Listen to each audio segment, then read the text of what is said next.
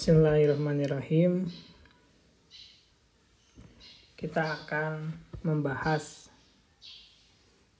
soal untuk kompetisi pajak. Yang saya dapatkan ini soal untuk lomba di Pekan Raya Perpajakan Nasional tahun 2021.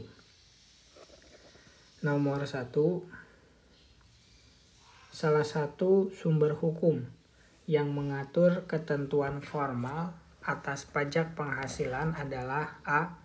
Tax Treaty, B. Undang-Undang tentang Pajak Penghasilan, C. Undang-Undang PPN, D. Persetujuan Penghindaran Pajak Berganda, E. Undang-Undang tentang tentang ketentuan formal dan tata cara perpajakan.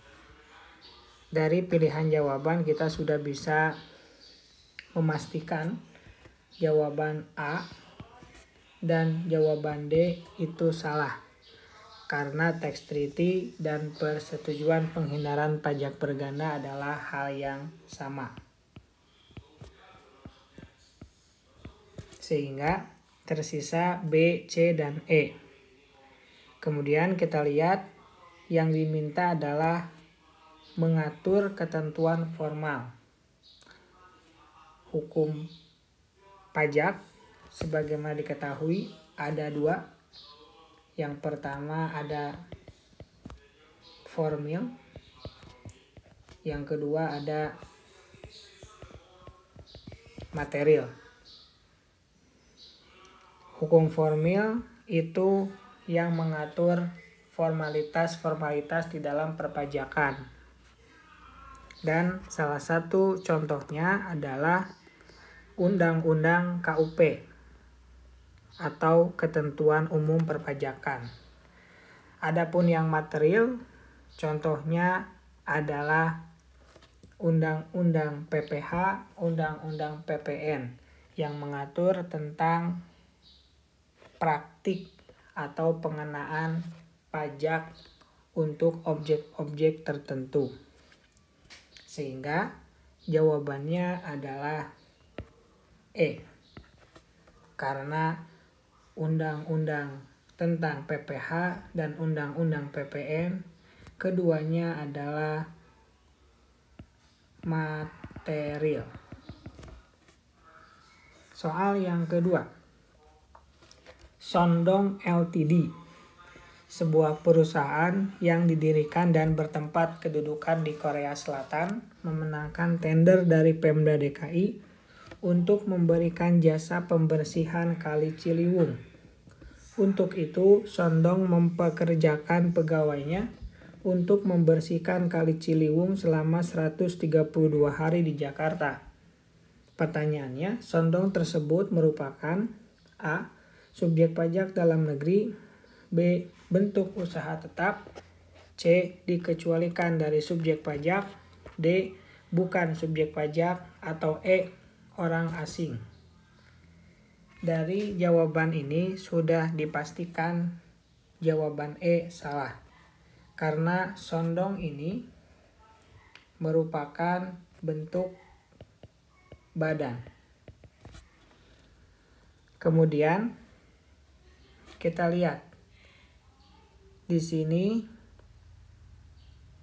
pekerjaannya dilakukan selama 132 hari. Artinya dia merupakan subjek pajak luar negeri. Karena untuk menjadi subjek pajak dalam negeri, salah satu syaratnya adalah harus berada di Indonesia atau bekerja di Indonesia selama lebih dari 183 hari dalam jangka waktu 12 bulan. Jadi jawabannya yang A itu salah karena tidak memenuhi syarat. Kemudian di dalam subjek pajak sudah dipastikan tidak ada yang dikecualikan dari subjek pajak karena sondong itu badan dan memiliki pekerjaan di Indonesia. Maka jawaban C itu salah. Dikecualikan dan bukan artinya sama, sehingga D juga otomatis salah.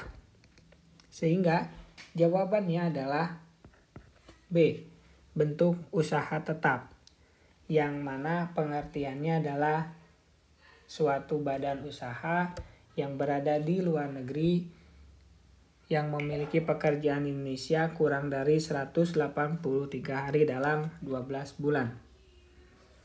Kemudian yang nomor 3.